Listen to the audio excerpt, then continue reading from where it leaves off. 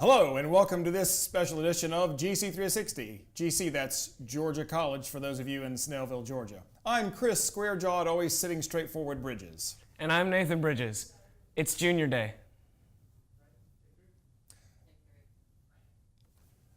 The Milledgeville police have charged a suspect with 2 counts of burglary in connection with a Spider-Man-like break-in at the Milledgeville Mall in February. The culprit made quite a mess of things. GC360's Jenna Howard has the story. The Milledgeville Police Department has charged a suspect for the burglary at the Milledgeville Mall on February 26. Jonathan Matthew Krupke fit the overall description of the suspect seen in mall surveillance. He was taken into custody after police searched his residence on a search warrant issued in connection with a separate residential burglary. On February 26th at 4:24 a.m., officers responded to an alarm going off at the K Jewelers. No signs of forced entry were discovered until Lieutenant Etta Gray of the Milledgeville Police Department opened the mall at 7:49 a.m. She found a makeshift rope dangling from an open skylight near the J.C. Penney. Employees at Stage 1, a salon inside the mall, saw this broken skylight when they came into work the next morning. Major R.M. Hill with the MPD said the suspect broke through the glass, possibly with a saw, before lowering a 100-foot extension cord. The makeshift rope ended up being too short, and in surveillance video recovered from the scene, the suspect is seen falling a few feet to the floor. After composing himself, he tries cutting through the metal security gate at the K Jewelers before an alarm scares him away.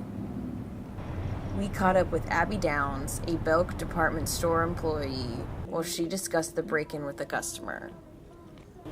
The break-in in the mall. Here! This mall. What they did? Why did they do this? They tried to break into K Jewelers by shimmying down a rope.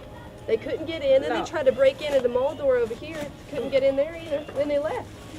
They got him on camera, but they don't. After being taken into custody, Krupke was transported to the police department for further investigation and later charged with 2 counts of burglary. This is Jenna Howard reporting for GC360.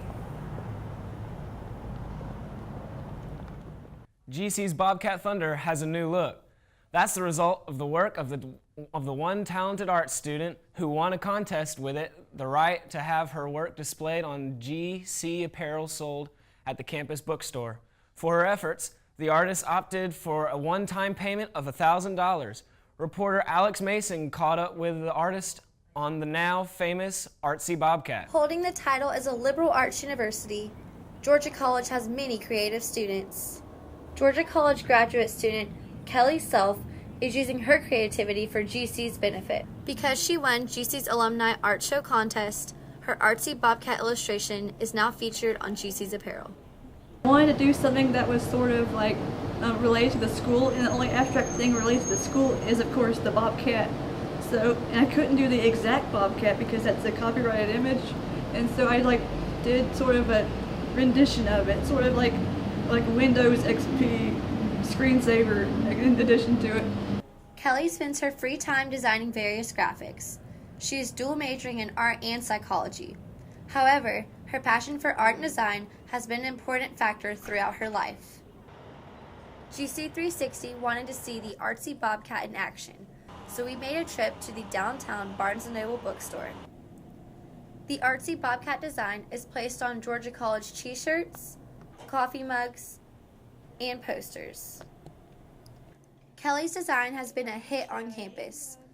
Students have noticed the new design on GC apparel and are seeing it as a new trend.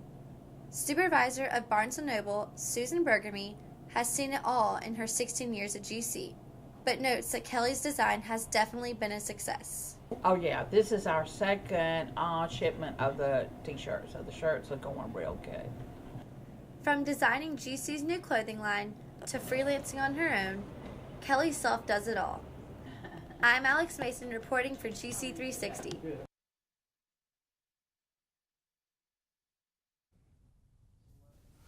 Hi. Well, not yet. Hi, I'm William Calloway. GC's Jazz Band, Music, Dance, and Theater departments collaborated last week to produce Anything Goes.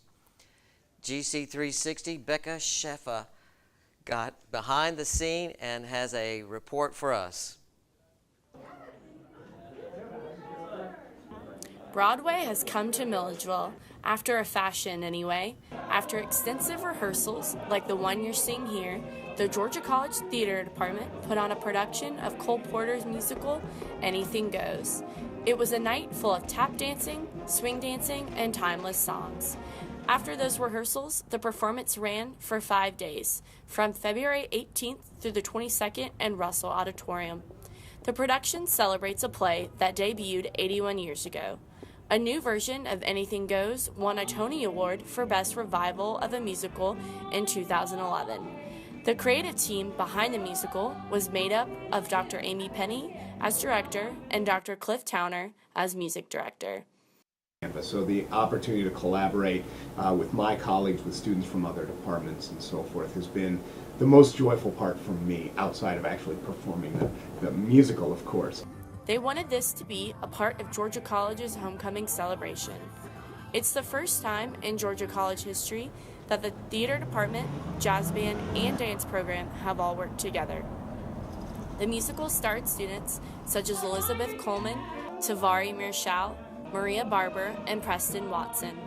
The production was choreographed by Georgia College students such as one, Ashton Antonezzi. The hardest part for me for this experience would be having to think about them singing and what movement would work best with them singing and holding long notes and their ranges and everything. One of the leads from the performance is Preston Watson, who played Lord Evil in Oakley.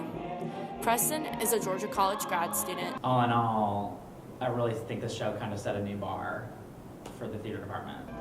If you liked Anything Goes, the theater department will be debuting their rendition of Romeo and Juliet next month in the Black Box Theater. This is Becca Schaff reporting for GC360.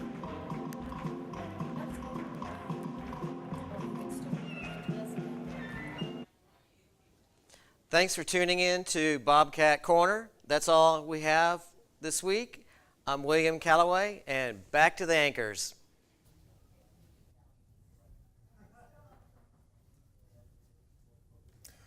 That's it for this special edition. Hold on one moment. We have a special report. Professor Bo Beatles, alias Nick Beatles, was caught drinking water earlier this week from the fountain in the courtyard in front of the A&S building.